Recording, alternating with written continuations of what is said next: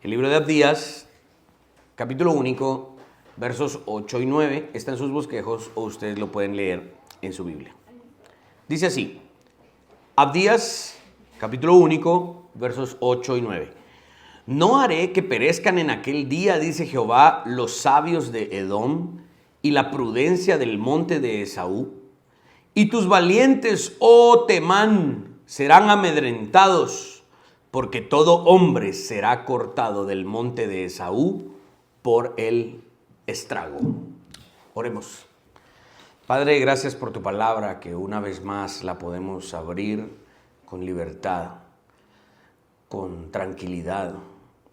En esta mañana yo te ruego que nuestras mentes y nuestros corazones estén totalmente dispuestos para recibir tu palabra, entenderla y aplicarla responsablemente. Ten misericordia de mí, que soy el expositor. Enséñame primero a mí para poder enseñarle a mis hermanos y que no reflexionemos en nada que esté fuera de tu palabra. Amén y amén.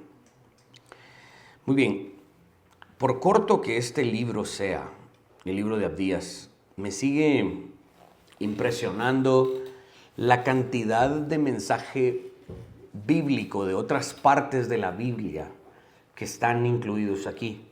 La vez pasada tocamos algunos relatos de los libros históricos que tenían que ver obviamente con lo que Abdías está profetizando.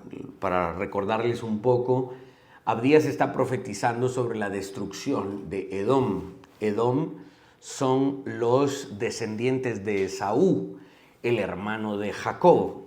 En alguna medida, los israelitas y los edomitas son hermanos en este contexto, ¿no? Eran hermanos, venían del mismo linaje, del mismo papá. La ciudad, cuando dice allí la ciudad de Temán, vamos a hablar un poco de eso, era una de las capitales, una de las ciudades principales de Edom. Y vamos a hablar hoy precisamente de lo que está diciendo el profeta ahí sobre la sabiduría o los pensadores, los estrategas de esa ciudad, Temán.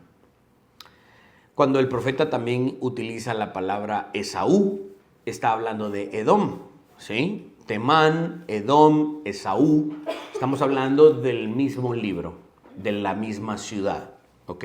Del mismo país. Cuando Dios amó a Jacob y aborreció a Esaú, ¿se recuerdan? Este lenguaje lo toma Pablo para utilizarlo en Romanos 9, para hablar precisamente de la predestinación.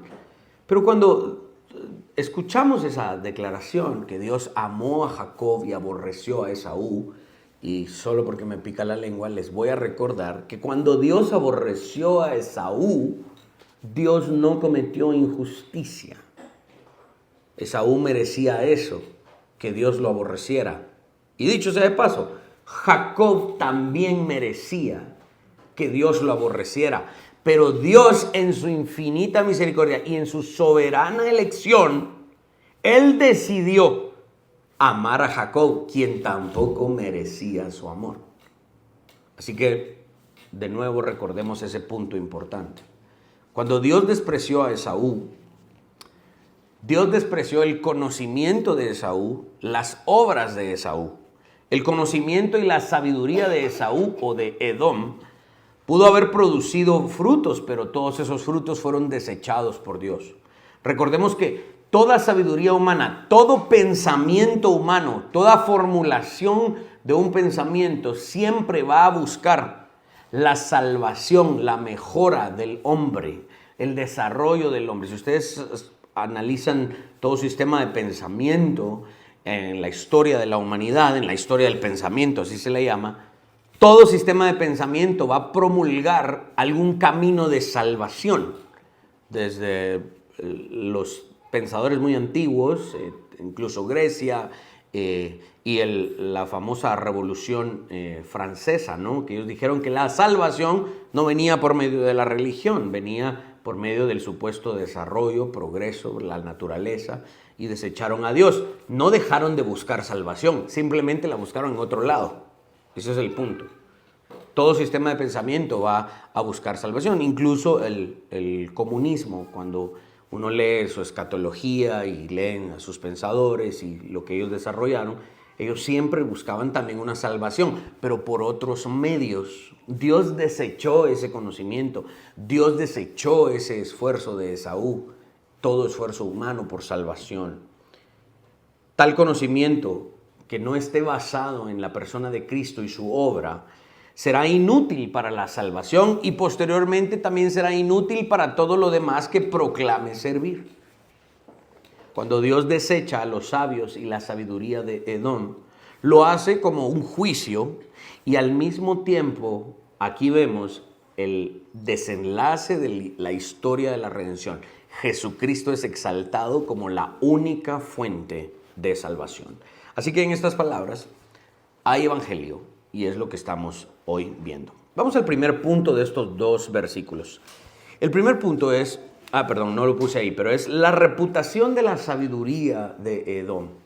La tradición de la sabiduría de los edomitas puede corroborarse con otras partes de la Biblia. Vean cómo en algunos textos oscuros que la gente no conoce tanto, como Juan 3:16, ¿verdad? Como el Salmo 23, ¿verdad? Que son textos muy famosos. Hay textos en la Biblia que son más oscuros y escondidos, pero que nos ayudan a interpretar otras partes de la Biblia. Y podemos encontrar referencias a la sabiduría de Edom en otros libros, como por ejemplo en el libro de Job, ¿sí? En el libro de Job aparece un hombre que era amigo de Job y él se llamaba Elifaz. Y dice el libro de Job que este Elifaz era temanita, es decir, de la ciudad de Temán, una de las capitales de Edom. Miren lo que dice Job, capítulo 2, verso 11. Y 3 amigos de Job, Elifaz, temanita, Bildad, suita y Zofar, naamatita. Luego que oyeron todo este mal que le había sobrevenido, vinieron cada uno de su lugar porque habían convenido en venir juntos para condolerse de él y para consolarse.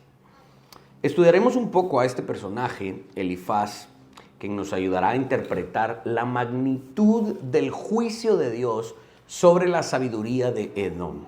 Este Elifaz vivía en esta ciudad llamada Temán, una ciudad principal de Edom, como les decía, era una ciudad sitiada en la periferia del desierto de Arabia y se beneficiaba mucho del paso en donde estaba, ¿no?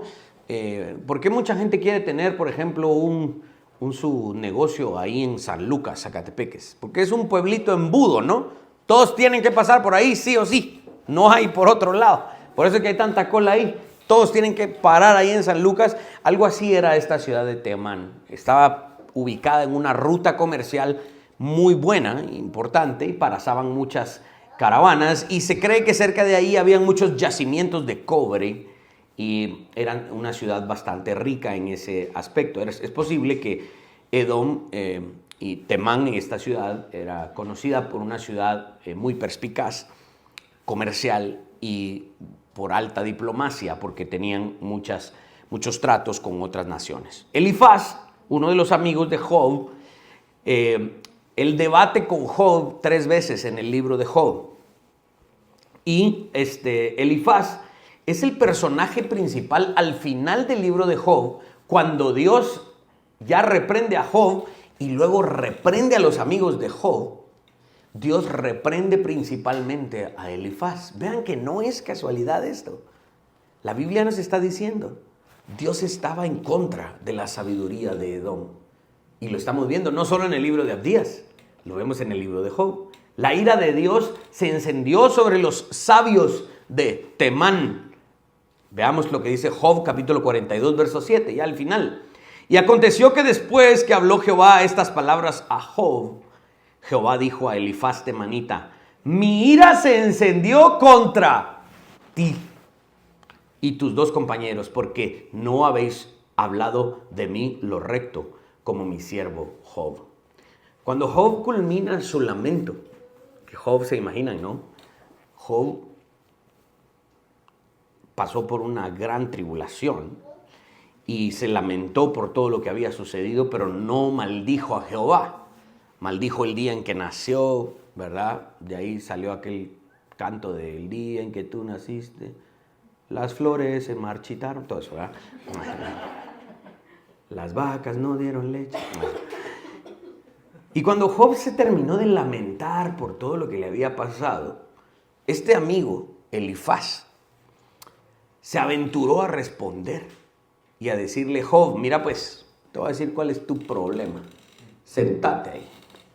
Y tu problema es este. Y osó con valentía, según él, a responder el dilema en el que Job se encontraba. ¿Sí? Intentó también consolar a Job, pero terminó causándole tal vez más desánimo a Job, porque Elifaz no estaba hablando lo recto de Jehová. Elifaz no estaba aconsejando a Job de acuerdo a la sabiduría divina. Elifaz estaba intentando aconsejar y animar a Job con su sabiduría edomita, y la ira de Jehová se encendió contra él. ¿Ven qué interesante cómo la misma Biblia nos ayuda a interpretar las palabras del profeta Abdías en otras escenas? De acuerdo al drama de Job, este cuate, este edomita, Elifaz, era el mayor de los 3 amigos de Job. Se supone que era el más sabio. Era el que mejor consejo le iba a dar a Job porque tenía más experiencia. Él se suponía que iba a ser también el más amable a la hora de hablarle a Job. En el capítulo 4 de Job, Elifaz inicia recordándole a Job: mira pues Job, la verdad es que vos has sido buena onda. Vos has sido de aquellos que sostienen las manos que no tienen fuerza. Vos has sido aquellos que ayudan a las rodillas que se decaen. Ojalá estuviera Job aquí ayudándome con mi rodilla. Y Elifaz empieza a darle ánimo a Job en ese aspecto, pero Elifaz cuenta lo que en teología se llama la visión de Elifaz, en el capítulo 4 de Job. Elifaz cuenta que tuvo una visión nocturna que vino a él. Vino un espíritu y dice, el texto traduce al español, que vio un fantasma, dice Elifaz. Y le puso los pelos de punta y lo estremeció y lo asustó. Como decimos técnicamente en Guatemala, se le aguadaron las canillas. En tal visión, ese espíritu que le apareció a Elifaz le enseñó una verdad. Ese espíritu le enseñó a Elifaz que no hay hombre recto. Por muy bueno que sea el hombre, por muy perfecto que pareciera un hombre o una mujer, siempre Dios tendrá una falta en contra de esa persona. Porque no hay hombre que sea tan perfecto como Dios.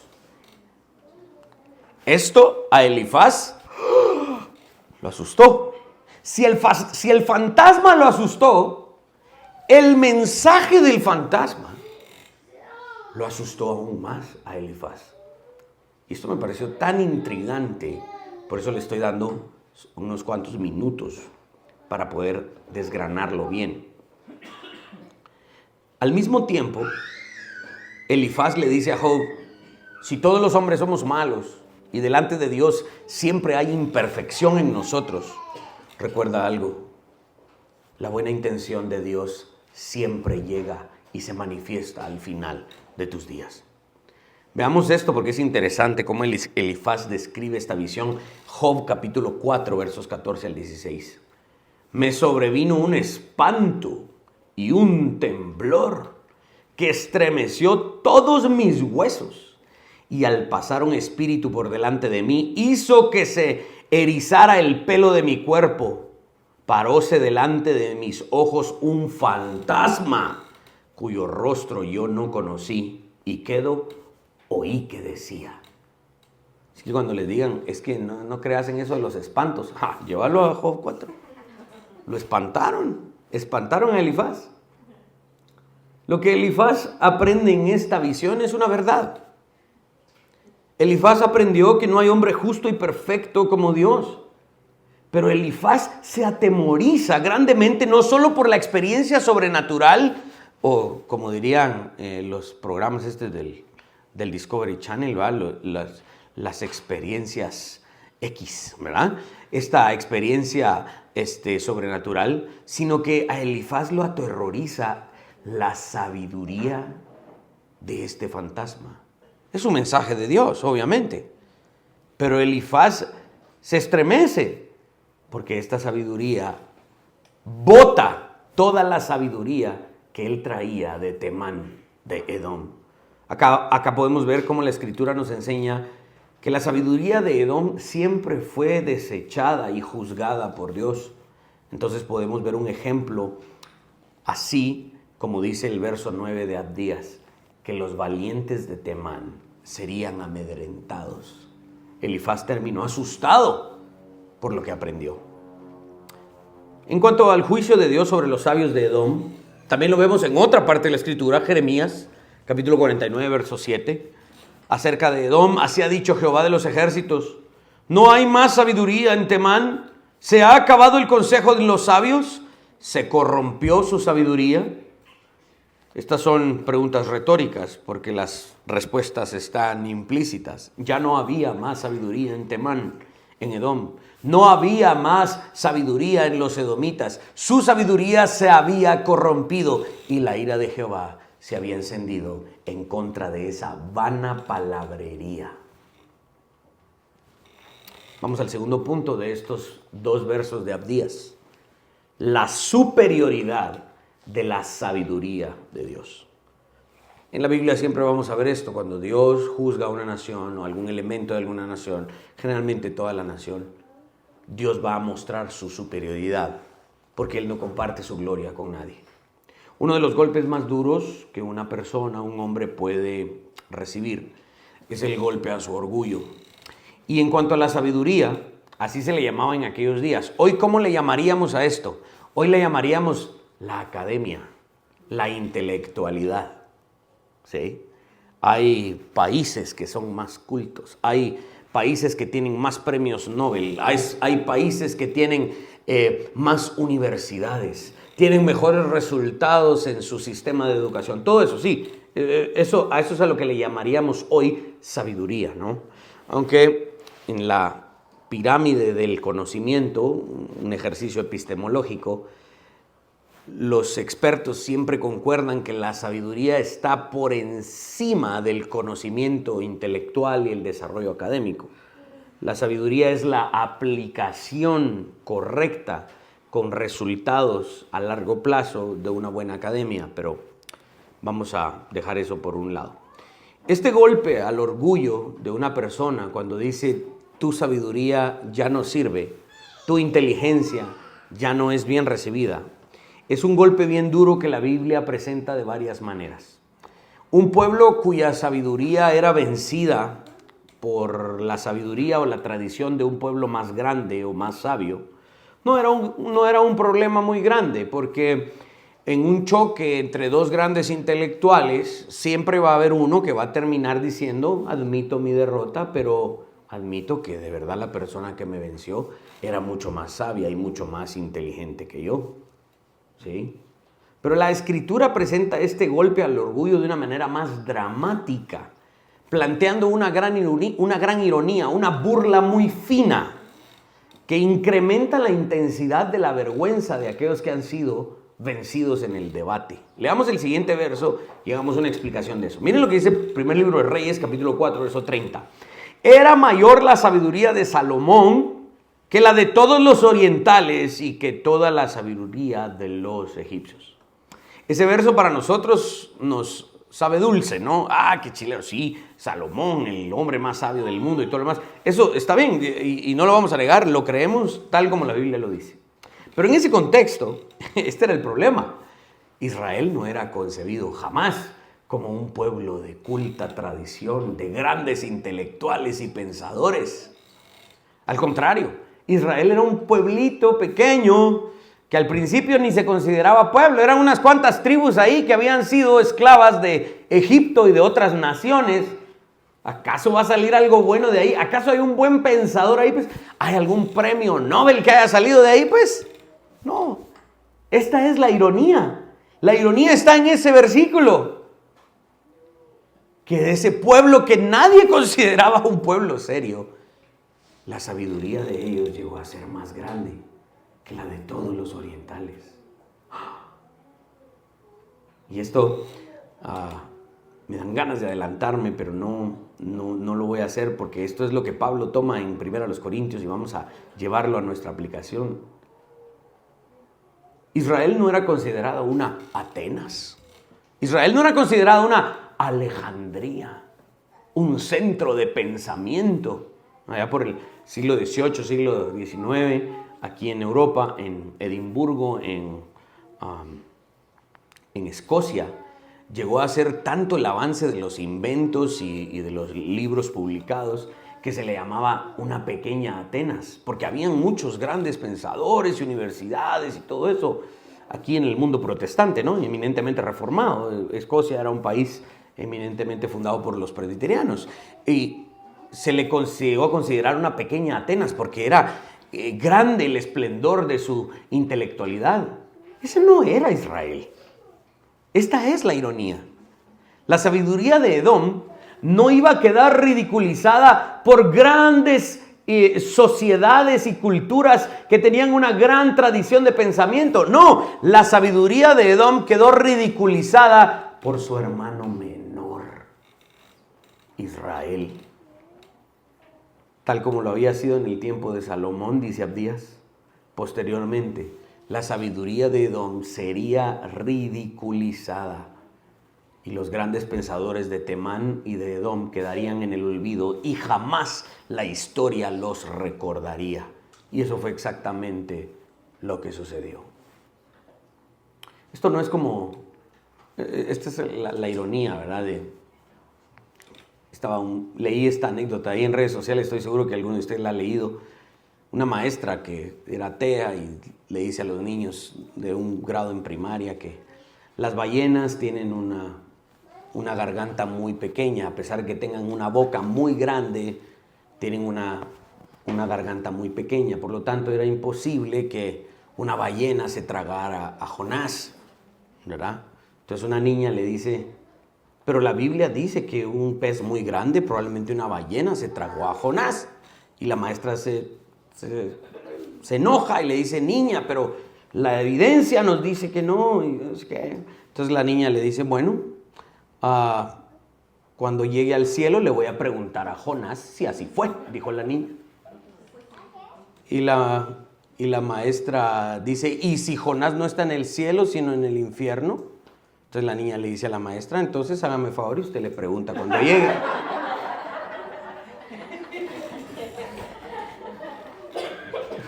Eso es lo que está sucediendo acá. La sabiduría supuestamente de una adulta está siendo ridiculizada por una niña. Y eso fue lo que sucedió con los grandes pensadores de Edom. Vieron que es alegre estudiar a los profetas, hasta se ríe uno, ¿verdad?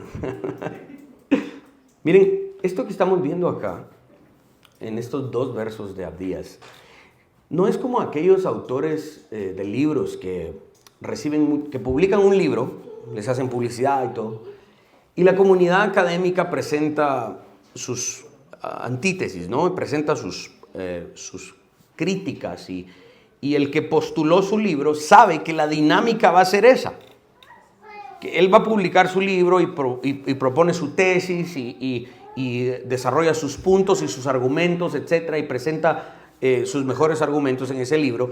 Y los que están en contra simplemente son detractores y le presentan una contra. Eso es normal en el debate académico. Ahora, esta persona que postuló su tesis y recibió críticas no queda ridiculizada, simplemente se nota y se da a entender que hay 2 partes en una discusión, pero no significa que esta persona quede ridiculizada, simplemente tuvo detractores. Ahora, eso no es lo que está diciendo Abdías. Lo que Abdías está diciendo acá es más como aquellos autores que publican su libro y les hacen publicidad y lo venden y esto y lo otro y se presentan en entrevistas y debates y todo lo demás. Y de repente aparecen casos, acusaciones serias de plagio. Publicó su libro y copió la tesis. Aquí le pasó a un par de políticos en Guatemala, ¿no? Porque no quiero usar el micrófono para eso, pero hasta hacían vallas publicitarias y que se les acusó de haber plagiado su tesis doctoral. Y cuando se les pasó la lupa, ¿verdad? Vieron que el libro era copiado de otras fuentes, literalmente. Ni siquiera ellos realmente no hicieron el trabajo. ¿Qué pasa con autores o supuestos autores como esos? Cuando se les acusa y se les prueba de plagio y de engaño, se les desacredita, se les expone públicamente y se les dice, usted jamás vuelva a publicar nada, porque lo que usted hizo no sirve. Eso es lo que está diciendo el profeta Abdías sobre la sabiduría de Edom. No sirve, jamás vuelvan a abrir su boca. Este es el juicio de Dios sobre ustedes. ¿Ven lo severo? Lo severo sobre Edom. La superioridad de la sabiduría de Dios se manifiesta por un pueblo chiquitito, pero finalmente es su pueblo, el pueblo de Dios. Para que el mundo y principalmente Edom se dé cuenta de que Dios puede utilizar al más pequeño para avergonzar al más grande. Hablaremos de esto en la aplicación en el pasaje de 1 Corintios 1, versos 26 en adelante. Una de las formas en las que se consideraba sabio a un pueblo era por la cantidad y la calidad de sus estrategas de guerra, ¿sí? Incluso hoy en día se siguen utilizando las mentes más brillantes de los países. ¿Quiénes los agarran? El ejército. ¿Para qué? Para desarrollar armas, para desarrollar estrategias de guerra, desarrollar tecnología. Y en esas dependencias del gobierno, de hecho así se les llama, ¿no? El Departamento de Inteligencia, la CIA, ¿verdad? Como me gustan las películas de la CIA y que los espías y los desarrolladores de armamento y todo eso. ¿Por qué? Porque las mentes más brillantes de un país eran utilizadas para el desarrollo de la guerra, para la defensa de sus ciudadanos. Obviamente todo ese rubro armamentístico se ha desviado totalmente de su propósito original, pero digamos que eso incluso sucede hoy en día. Aquí, si me meto eso me va a tomar mucho tiempo, pero les pido que ustedes lean allí en el segundo libro de Samuel la historia de dos consejeros, Ahitofel y también de Usai Arquita. Ellos eran consejeros, estrategas de guerra. Ahitofel era muy respetado. La misma Biblia dice que tanto David como los oficiales de David consideraban el consejo de Ahitofel para la guerra casi como palabra de Jehová. Lo que Ahitofel decía, eso se debía hacer. Era alguien muy respetado por su estrategia militar. Pero un día llegó alguien que era más sabio que él, un tal Usai Arquita. Y cuando le pidieron el consejo a él le respondió al rey, que en ese momento era el hijo de David, Absalón, que le había dado golpe de estado, y le dice, mira, el consejo de Ahitofel hoy no es bueno, porque David es un hombre de guerra, él ya está organizado, tarará, tarará. Y entonces Usai Arquita da un mejor consejo, invalidando el consejo de Ahitofel, quien era una mente brillante. Tal fue la desgracia de este Ahitofel que fue y se fue a ahorcar, porque su consejo ya no era bien recibido. Eso es lo que le está pasando a Edom aquí. Aquí el profeta, sin duda, está lanzando una burla muy fina, volviendo a Abdías, está lanzando una burla muy fina acerca de la insensata confianza en la que estaban cegados los idumeos, es decir, Edom.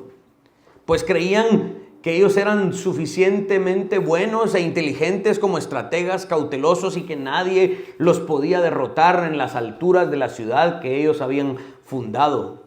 No tenían motivos para tenerle miedo a nadie, pues podían ver de lejos y organizarse rápidamente cuando encontraran alguna amenaza, según los edomitas. Desde entonces creían sobresalir en sabiduría a todos los demás y no podían ser sorprendidos por ninguna astucia, según ellos. Pero el profeta dice acá que todo eso no les sirvió para nada porque en ellos no había entendimiento. El profeta anuncia que Jehová vencería y reduciría al ridículo la estrategia de inteligencia de Edom. Juan Calvino comenta sobre esto, es una cita un tanto extensa, pero vale la pena. Dice, la peor ceguera es cuando los hombres se embriagan con la falsa idea de la sabiduría. Por lo tanto, cuando alguien se cree dotado de entendimiento, capaz de percibir todo lo necesario y de que no puede ser burlado, su sabiduría es locura y demencia extrema. Mejor sería para nosotros ser idiotas y necios que estar así embriagados. Un tanto dura la cita de Calvino, pero con mucha certeza en cuanto a lo que el profeta Abdías está diciendo. El verso 9 de Abdías nos dice que los valientes de Edom serían amedrentados y todos sus hombres serían cortados. Una vez la sabiduría, la inteligencia y la estrategia de un pueblo como el de Edom eran vencidas, la fuerza y la valentía de ese pueblo era la siguiente víctima. Una vez los pensadores de Edom fueron vencidos, los valientes, la fuerza y la estrategia también murieron.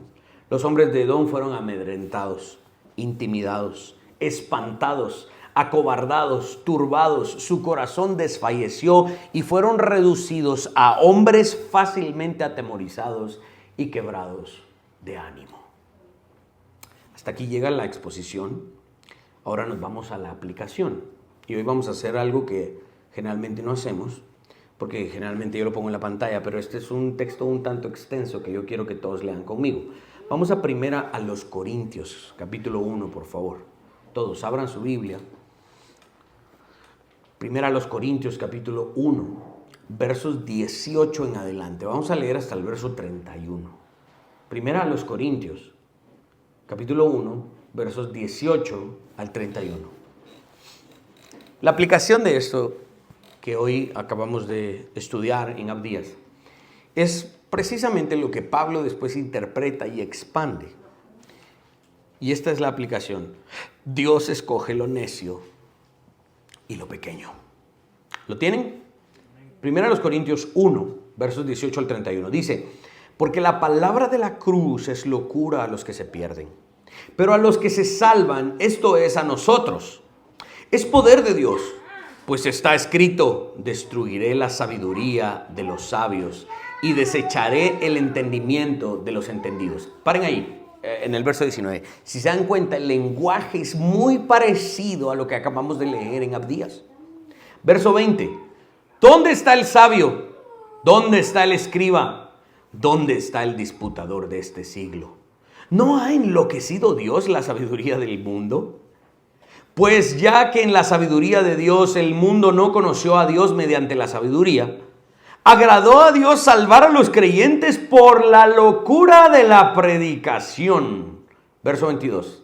Porque los judíos piden señales y los griegos buscan sabiduría, pero nosotros predicamos a Cristo crucificado. Para los judíos ciertamente tropezadero y para los gentiles locura.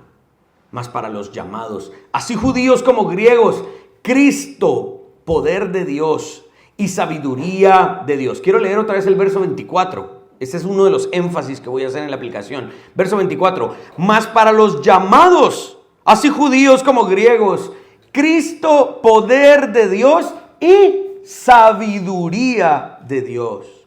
Verso 25. Porque lo insensato de Dios es más sabio que los hombres y lo débil de Dios es más fuerte que los hombres.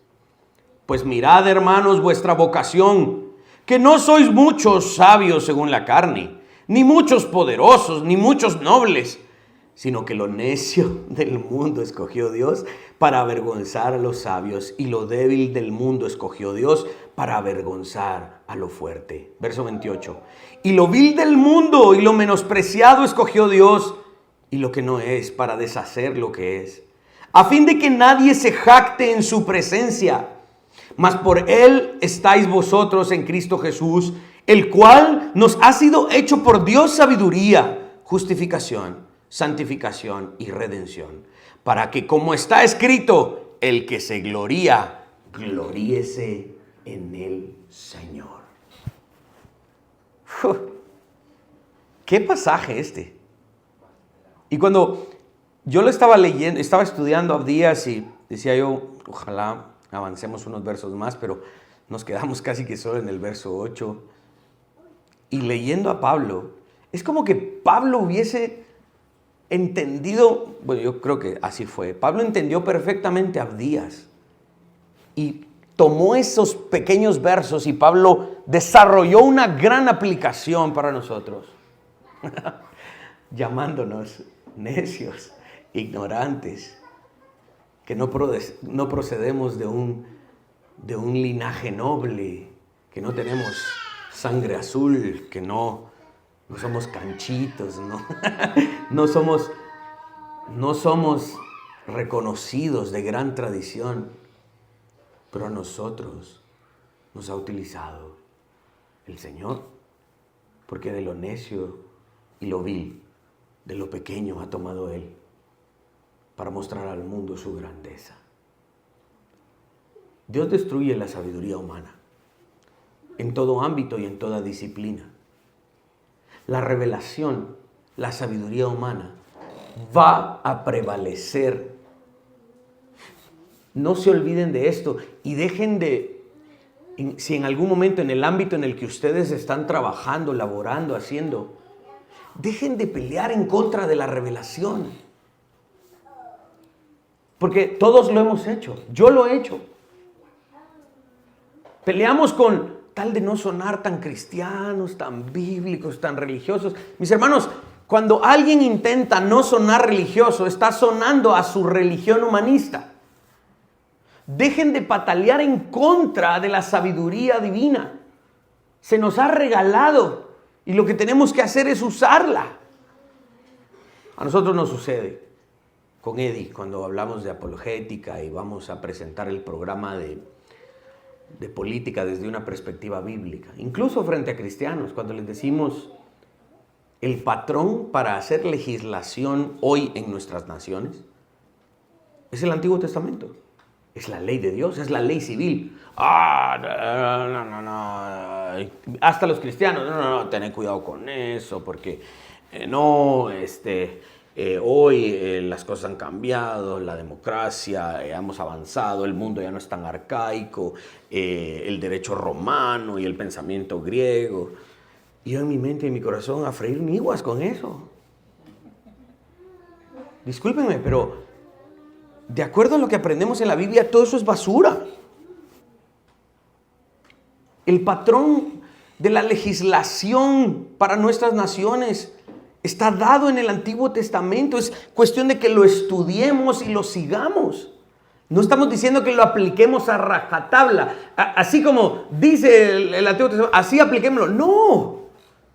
Es estudiarlo y aplicarlo como una verdad subyacente para nuestra sociedad hoy.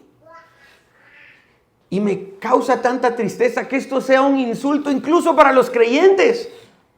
Y peor, para algunos que se dicen ser reformados y que dicen sola escritura. Pero cuando llegamos a esos terrenos, ya no es sola escritura, es sola escritura más derecho romano.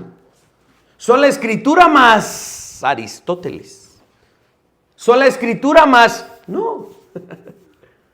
Es sola escritura. Suficiente. Como la regla última, definitiva de fe y conducta. Y esto es aplicable al lugar en donde tú trabajas, a lo que tú te dedicas. Te vas a encontrar con un caudal de información de sabiduría humana que no va a prevalecer frente a la sabiduría divina. Ojalá y no nos demos cuenta de esto cuando ya seamos viejitos y digamos, ay, sí, pues tenía razón aquel pastor. Si tan solo yo tuviera 25 años. No, hombre, ahorita tenemos 25 años y algunos un poquito más. Pero podemos aplicar esto hoy. Podemos hacerlo. Es necesario que nos apretemos bien el cincho de los pantalones. Desechemos la sabiduría humana, porque Dios desechó la sabiduría de Edom. Y Pablo lo explica. ¿Acaso no Dios ha enloquecido la sabiduría de este mundo? ¿Sí? Los más grandes científicos antes de morir, este famoso Hawking, ¿no? En uno de sus últimos artículos publicó, es que era tan necesaria la creación del universo que el universo se creó a sí mismo. Es una tontería. Es una tontería. Ya terminaron hablando tonterías porque Dios los enloqueció como un acto de juicio. ¿Tienes que llegar tú a ese punto? ¿A que te llamen, viejito loco? No. Bueno, y si el mundo te llama loco porque estás dispuesto a defender la verdad de la Escritura, pues está bueno que nos llamen locos. Pero que Dios nunca te enloquezca, sino que Dios te dé más sabiduría al estudiar su palabra. Mis hermanos, el abrazar sabiduría humana es una declaración de autosuficiencia. Les doy el primer ejemplo en la historia de las criaturas. Ni siquiera se había creado el mundo. Ni siquiera se había creado el mundo. Solo estaba el mundo angelical, el ámbito angelical. Y había un fantástico ser llamado Lucifer, hermoso, que declaró autosuficiencia y en ese mismo instante fue juzgado para siempre.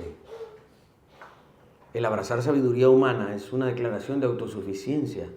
Es despreciar la sabiduría de Dios y tal cosa merece el juicio de Dios. Eso significa que los creyentes debemos de proclamar, y aquí voy a utilizar una frase de 20 quetzales. Los creyentes debemos proclamar una epistemología eminentemente bíblica. ¿Qué significa eso? La epistemología es la teoría del conocimiento, la forma en la que adquirimos el conocimiento, la forma en la que lo procesamos, la forma en la que lo transmitimos. Una epistemología eminentemente bíblica es una forma de pensar a partir de la revelación. Eso es una epistemología bíblica.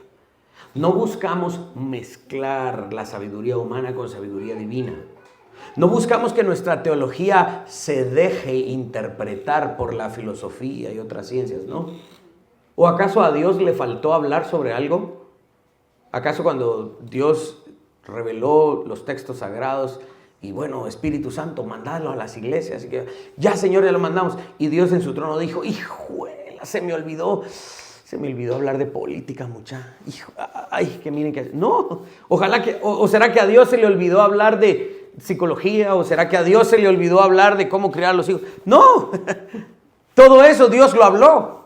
Lo que pasa es que tenemos que trabajarlo y estudiarlo y sentarse a escuchar 45 o 50 minutos a un morenito guapo ahí para que se entienda un poquito más el texto.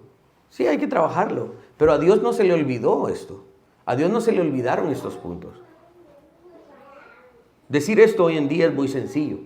Cuando decimos, ¿no?, en círculos cristianos, sí, evidentemente la Biblia es la sola escritura, todos gritan, ¡amén! Hasta que decimos, bueno, rajemos ocote, vamos a ponerlo en práctica. Es que fíjese que esto y lo otro. Al profeta Abdías y el apóstol Pablo, los dos están haciendo equipo, ¿sí?, hoy, para enseñarnos la gravedad del pecado de Edom, al confiar en su propia sabiduría y desechar la sabiduría de Dios. Pablo interpreta a Abdías en su aplicación de este concepto y nos lleva a la máxima expresión de la sabiduría de Dios: Cristo crucificado. Pero ¿vieron lo que decía 1 Corintios? Este es la máxima expresión de la sabiduría de Dios: Cristo crucificado. Pueda que en tu círculo de amistades y de compañeros esto les parezca absurdo, ignorante, poco culto, atrasado, pero para los que realmente saben quién es Cristo y lo que Él ha hecho, su obra en la cruz, esto es poder. Y dice 1 Corintios, esto es sabiduría de Dios, lo que cambió la historia y la humanidad por completo. Pablo aplica esto y le habla a los corintios y también nos habla a nosotros hoy, mis hermanos. Y nos dice que claramente, según la carne, no somos sabios, no somos poderosos, no somos de apellidos importantes, no tenemos pedigrí, sos chucho. Probablemente a los ojos del mundo parezcamos ignorantes, necios, pequeños e insignificantes. Pero eso es lo que el Señor quería para demostrar su grandeza. Así nos quería, porque el único fin de que seamos ignorantes y por medio de nosotros el Señor manifieste su sabiduría y su grandeza y su inteligencia y su estrategia y su plan redentor para la humanidad, el único propósito es para que nosotros no nos gloriemos en nuestra sabiduría, sino como terminó diciendo Pablo, aquel que se gloríe, gloríese en el Señor. Y Pablo toma eso del profeta Jeremías. El profeta Jeremías decía, aquel que se quiera gloriar, gloríese de que me conoce. No sé si han estado ustedes alguna vez en una de esas mesas hablando, que sí, que no se van, y hubieran visto lo que pasó allá, vos, y que esta empresa hizo esto y lo otro, ¿no? Ah, sí, yo conozco al dueño. Vos conoces al dueño, a la gran, y lo empiezan a uno a sobar como que era Superman. Vos conoces al dueño. Eso es lo que está diciendo Jeremías, es lo que está diciendo Pablo y lo que está diciendo en última instancia Abdías. Yo conozco a la fuente de la sabiduría. Yo no soy tan inteligente como vos, pero yo conozco a aquel que te dio la inteligencia. Si nos vamos a gloriar, jactémonos de que conocemos al Señor. ¿Para qué? Como escribía el gran Greg Bansen, para que el mundo reconozca que Cristo también es Señor en el ámbito del conocimiento. Y repetimos esta máxima apologética: el hombre no puede pensar si primero Dios no se revela. Si Dios no se revela, el hombre no piensa. Si el hombre es creado como una bolsa de polvo, pero Dios no sopla en su nariz aliento de vida, el hombre solamente es eso, polvo. Por eso es que hoy creemos con Abdías y con Pablo de que nos gloriamos en el Señor como la fuente de toda sabiduría. Amén. Pónganse de pie porque yo no puedo.